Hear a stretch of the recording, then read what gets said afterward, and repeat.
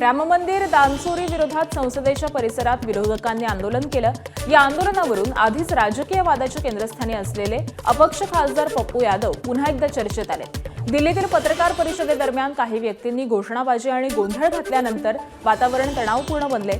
त्यानंतर पप्पू यादव यांच्या समर्थकांनी गोंधळ घालणाऱ्या व्यक्तीला जबर मारहाण केली। या घटनेची पार्श्वभूमीही तितकीच राजकीय आहे। संसदेच्या परिसरामध्ये साधूंच्या वेशामध्ये झालेल्या आंदोलनादरम्यान हिंदू देवतांचा अपमान झाल्याचा आरोप करण्यात आलाय। या प्रकरणी वाराणसीमध्ये राहुल गांधी, पप्पू यादव आणि इतर काही विरोधी नेत्यांविरोधात गुन्हा दाखल करण्यात आलाय।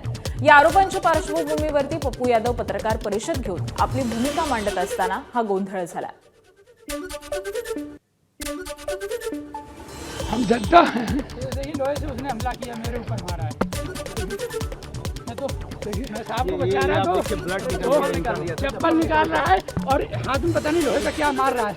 अपना बचाव नहीं करेंगे। इतने लोगों को मेरी जान बच गई।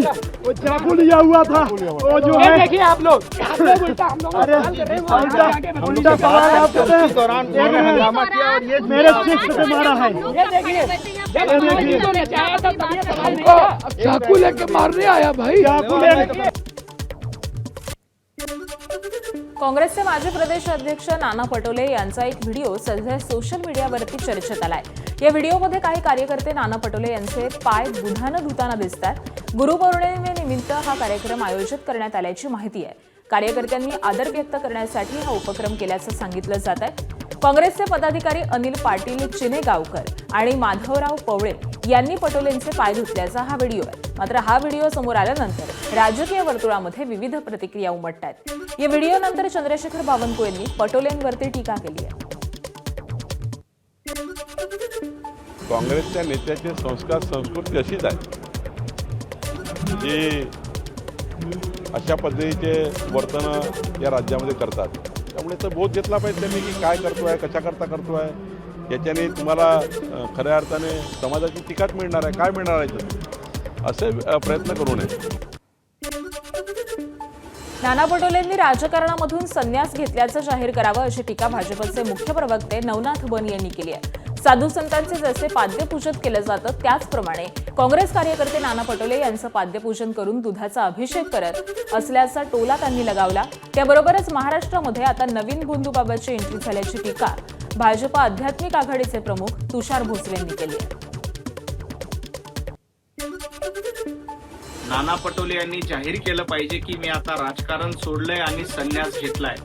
ज्या पद्धतीनं साधू संतांची पाद्यपूजा केली जाते त्या पद्धतीने काँग्रेसचे कार्यकर्ते नाना पटोले यांचं पाद्यपूजन करतात, दुधाने त्यांना अभिषेक घालतायत।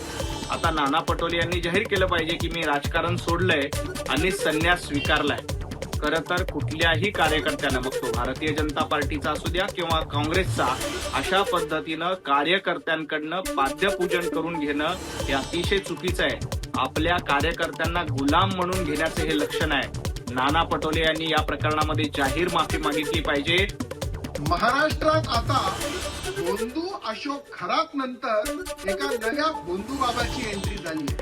भोंदू नाना पटोले एकीकडे देवधर्म आणि साधू संतांना शिव्या घालायच्या आणि दुसरीकडे स्वतःचेच पाय कार्यकर्त्यांकडून धुवून घ्यायचे। यातून काँग्रेस पक्षाच्या नेत्यांची घाणेरडी वृत्ती लक्षात येते। हे लोक महाराष्ट्राच्या जनतेला आणि कार्यकर्त्यांना स्वतःचं गुलाम समजतात, हेच यातून सिद्ध होतं। दरम्यान या प्रकरणावरून भाजप आमदार चित्रा वाघ यांनी ही लोकशाही नाही, ही सरंजामशाही मानसिकता आहे अशी टीका नाना पटोले यांच्यावरती केली। नानाच्या नाना कळा, फरक स्पष्ट आहे। देशाचे प्रधानमंत्री नरेंद्र मोदीजींनी राम मंदिर उभारणाऱ्या कारागिरांचे, गंगा स्वच्छ करणाऱ्या सफाई कर्मचाऱ्यांचे पाद्यपूजन करून त्यांच्या श्रमांचा आणि सेवाभावाचा सन्मान केला। आणि इथे नाना पटोले स्वतःचेच पाय कार्यकर्त्यांकडून धुवून घेत आहेत। एका बाजूला सेवेचा संस्कार, दुसऱ्या बाजूला सरंजामशाहीचा अहंकार। लोकशाहीत नेता कार्यकर्त्यांच्या मनात असतो, त्यांच्या पायावर नाही। पण काय करणार, नाना तुमच्या पक्षाचे विचार तुमच्या कृतीतून आणि वृत्तीतून दिसून येतात। बीडच्या राजकारणामध्ये पुन्हा एकदा मोठ्या घडामोडींची चर्चा सुरू झाली आहे. अवघ्या 6 महिन्यांपूर्वी स्थापन झालेल्या नगर परिषदेतील सत्तेसमोर आता अस्थिरतेचं संकट निर्माण झाल्याची चर्चा आहे. सत्ताधारी नगरसेवकांच्या एका गटानं नाराजी व्यक्त केल्यानं सत्तांतराच्या शक्यता वर्तवल्या जातात आणि त्यामध्येच अनेक वर्षांपासून राजकीय प्रतिस्पर्धी असलेल्या क्षीरसागर बंधू पुन्हा एकत्र येण्याच्या चर्चांनी राजकीय वातावरण तापलंय. भाजपचे योगेश क्षीरसागर यांनी बीडच्या विकासासाठी एकत्र येण्याची गरज असल्याचं म्हटलं, तर राष्ट्रवादी काँग्रेस शरद पवार पक्षाचे आमदार संदीप क्षीरसागर यांनी देखील गरज पडल्यास दोघे एकत्र बघण्याची तयारी असल्याचं सांगितलेलं आहे. बीडच्या राजकारणामध्ये नव्या समीकरणांची यामुळे चर्चा रंगली आहे.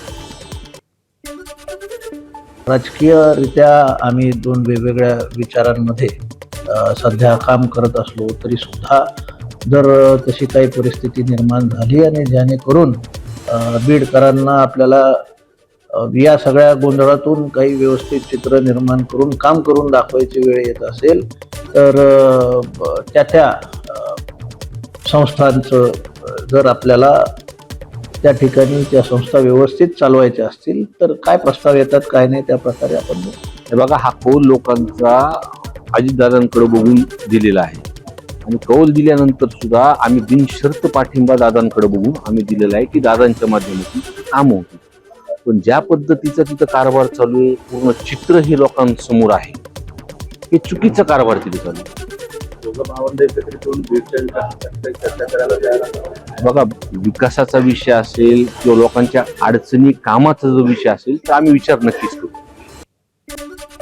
धाराशिव भाजपमध्ये अंतर्गत नाराजी चव्हाट्यावर आली आहे. नवनिर्वाचित आमदार बसवराज पाटील यांच्या सत्कार कार्यक्रमाच्या पत्रिका आणि बॅनरवर आमदार राणा जगजितसिंह पाटील यांना स्थान न दिल्यामुळे चर्चांना उधाण आलेलं आहे. भाजपचे नेते व्यंकटराव गुंडे यांनी राणा जगजितसिंह पाटील यांच्यावरती आरोप करत जुन्या आणि निष्ठावंत कार्यकर्त्यांना डावललं जात असल्याचं म्हटलं. पक्षातील नाराजी पक्षाध्यक्षांच्या कानावरती घातल्याचं देखील त्यांनी सांगितलंय. राणा जगजितसिंह पाटील यांच्या भूमिकेविरोधामध्ये खतखत कायम राहणार असल्याचं व्यंकटराव गुंडे यांनी स्पष्ट केलं. पुणे विभाग शिक्षक मतदारसंघाच्या निवडणुकीच्या पार्श्वभूमीवरती सांगोल्यात आयोजित करण्यात आलेल्या मंगेश शेवटे यांच्या प्रचार शुभारंभ सोहळ्यामध्ये बोलताना शहाजी बापू पाटील यांनी मंगेश शेवटे यांच्या उमेदवाराला जाहीर पाठिंबा देत महत्त्वपूर्ण विधान केलं. शिवसेना भाजप यांच्यामध्ये जागावाटप होत असताना पुणे विभाग शिक्षक मतदारसंघ हा शिवसेनेकडे यावा यासाठी आम्ही प्रयत्न करणार आहोत. त्याबरोबरच मंगेश शेवटे यांना उमेदवारी मिळावी यासाठी शिवसेनेचे सर्व मंत्री, आमदार आणि पदाधिकारी पूर्ण ताकदीनं प्रयत्न करतील असं माजी आमदार यांनी म्हटलेलं आहे. म्हणजे दादाची उमेदवारी विनंती बदलल्या, परंतु आता शिवसेना आणि भाजप वाटप होत असताना हा मतदारसंघ शिवसेनेकडे यावा यासाठी आम्ही अनेक मंत्री, अनेक आमदार टाकत आहोत. मंगेश शेवटे साहेबांचं नाव कसं होईल आणि त्यांना उमेदवारी मिळेल या ठिकाणी आम्ही 100% प्रयत्न केले. शिंदे साहेबांच्या बाबतीत तर मंगेश शेवटे म्हणजे शिंदे साहेबांच्या डोळ्याचं असलेलं नेतृत्व, त्यामुळे आपल्या या ठिकाणी संकट सोडवली. रायगड जिल्ह्याच्या पालकमंत्री पदावरून सुरू असलेल्या चर्चांना आता पूर्णविराम मिळण्याची शक्यता आहे. माणगाव इथल्या पक्षप्रवेश सोहळ्यामध्ये कार्यकर्त्यांना संबोधित करताना मंत्री भरत गोगावले यांनी मोठं वक्तव्य केलं. रायगडचं पालकमंत्रीपद ठरलं आहे, फक्त घोषणा बाकी आहे असं ते म्हणाले. गोगावलेंच्या या विधानामुळे रायगडच्या राजकारणात पुन्हा एकदा हालचालींना वेग आलाय. आता अधिकृत घोषणा कधी होते याकडेच सगळ्यांचं लक्ष लागलं. पालकमंत्र्यासाठी पण काल आम्ही सांगितलं आणि झालेलं आहे, फक्त आता डिक्लेरेशन बाकी आहे, त्यामुळे त्याची पण काळजी करू नका. पालकमंत्र्यासाठी पण काल आम्ही सांगितलं आणि झालेलं आहे, फक्त आता डिक्लेरेशन बाकी आहे, त्यामुळे त्याची पण काळजी करू नका. धाराशिवमध्ये राजकीय कुरघोडी आणि मैत्रीचा नवा अंदाज यामुळे कालचा कार्यक्रम चर्चेत राहिला. खासदार ओमराजे निंबाळकरांनी महायुतीत प्रवेश केला आणि आज पहिल्यांदाच भाजप कार्यकर्त्यांसोबत एका मंचावरती कार्यक्रमाला हजेरी लावली. कार्यक्रमाच्या जाहीर व्यासपीठावरून जुन्या मित्रांना नव्यानं मैत्रीची साथ घालत दिल से दिल तक हे नातं असल्याचं सांगितलं. भाजपच्या आमदार बसवराज पाटील यांनी ओमराजेंच्या वक्तव्याला दाद दिली आणि मैत्रीचं नातं अधिक घट्ट करण्याचं सुतोवाच केलं.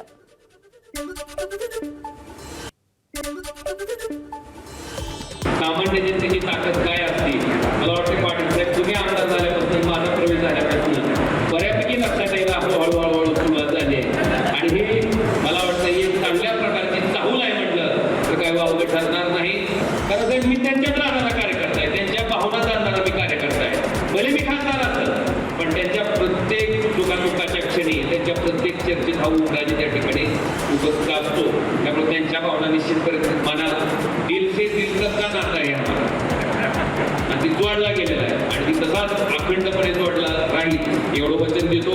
पाटील साहेबांनाही शुभेच्छा देतो. आमचे सगळे मित्र आमच्या एका खासदार मित्राने या ठिकाणी उल्लेख केला की हे जागतिक मैत्रीचा दिवस आहे. मला वाटतं वकील साहेबांनी चांगले दिवस आणि म्हणून मी सगळ्या आमच्या मित्रांना आणि आपल्या सर्वांना आपल्या साक्षीनं एवढंच सांगू इच्छितो की ही मैत्री या पुढील काळामध्ये आपण अधिक मजबूत करूया. सिद्धिविनायक मंदिरातील कथित दानचोरीचा मुद्दा आता राजकीय रंग घेऊ लागलाय. मनसे अध्यक्ष राज ठाकरे यांनी मंदिरातील गैरव्यवहारांचा मुद्दा उपस्थित करत सरकारवर गंभीर आरोप केले. त्यानंतर ठाकरे गटाचे खासदार संजय राऊत यांनी या प्रकरणासाठी शिंदे गटाला जबाबदार धरत सरकारवरती निशाणा साधला. या आरोपांना महायुतीकडून देखील जोरदार प्रत्युत्तर देण्यात आलं. मंत्री उदय सामंत यांनी दानचोरी प्रकरणातील संपूर्ण सत्य जनतेसमोर आलेच पाहिजे अशी भूमिका मांडली आहे. तर महसूल मंत्री चंद्रशेखर बावनकुळे यांनी दोषींवरती कारवाई होईल मात्र पुराव्याशिवाय सरकारवरती राजकीय आरोप करणं योग्य नसल्याचं स्पष्ट केलं.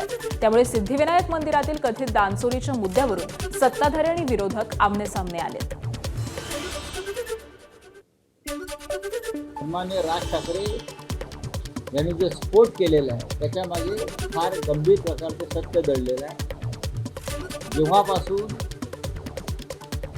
शिंदेच्या हातामध्ये तिजोरीच्या चाव्या आलेल्या आहेत सिद्धिविनायकाच्या त्यांच्या माणसांच्या हातात तेव्हापासून चोरीचं प्रमाण फार वाढलेलं आहे. जे भाविक स्वतःचं काम झाल्यानंतर काही त्या ठिकाणी दक्षिणा ठेवतात त्याचा हिशोब जनतेला दिला गेला पाहिजे आणि त्याच्यामध्ये सिद्धिविनायकमध्ये कोण कोण अध्यक्ष होते माझ्यापेक्षा तुम्हाला चांगलं माहिती आहे. तेव्हापासूनची फक्त चौकशी करावी.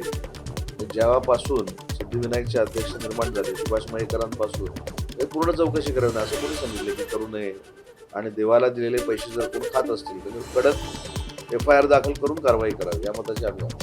मी तर सांगेन की शेवटी हा उघड कोणी आणला आहे, आम्हीच उघड आणलेला आहे. या ठिकाणी मोठ्या प्रमाणावर कारवाई आम्हीच करतो आहे. त्यांच्या सूचनाचा नक्की आम्ही विचार सरकार करेल. पण सरकारने काय केलं आहे, सरकारने त्या ठिकाणी बदमाशी केली आहे, सरकारनेच त्या ठिकाणी सिद्धिविनायकाचे पैसे काढलेले आहेत. मग मागच्या काळामध्ये उद्धवजी मुख्यमंत्री असताना त्यांच्या पक्षाचा जेव्हा सिद्धिविनायकला अध्यक्ष होता तेव्हा जेव्हा भ्रष्टाचार झाला उद्धवजींनी केला का? सिद्धिविनायक मंदिरामध्ये उद्धव ठाकरेचे अध्यक्ष असताना तिथे भ्रष्टाचार झाला, तिथे पैसे गाढ झाले, तर आम्ही हे म्हणायचं का उद्धवजींनी केले? एकनाथ शिंदे विरुद्ध गणेश नाईक वादाची पुन्हा ठिणगी पडण्याची शक्यता आहे. कारण उपमुख्यमंत्री एकनाथ शिंदेंचा महत्वाकांक्षी क्लस्टर योजनेविरोधात भाजपच्या गणेश नाईकांनी तीव्र नाराजी व्यक्त करत टीका केली आहे. अति धोकादायक नसलेल्या इमारती सुद्धा क्लस्टरच्या योजनेमध्ये आणून तोडल्या जातात असा आरोप नाईकांनी केलाय. तर गणेश नाईकांच्या नादाला लागला तर त्याला जागी नीट ठेवू देणार नाही असा इशारा नाईकांनी अप्रत्यक्षपणे शिंदेंना दिलेला आहे आणि यावरून पुन्हा शिवसेना भाजप संघर्ष होण्याची शक्यता आहे. क्लस्टर डेव्हलपमेंटचा फॅड उभं करण्याचा प्रयत्न चाललेला आहे. सरकारचा युनिफाईड DCR जर पूर्ण लावला गेला ना तर या सेक्टर 9 मध्ये वगैरे तुम्हाला गाड्या सोडा, मोटरसायकल सोडा, फुटपाथवरून रस्त्यावरून जाताना धक्के मारून जायला लागेल. हे आज गणेश नाईक बोलतो. गणेश नाईकच्या नादाला लागला ना त्याला त्याची जागा नीट ठेवू देणार नाही हा इशारा आहे. ABP माझा, उघडा डोळे बघा नीट.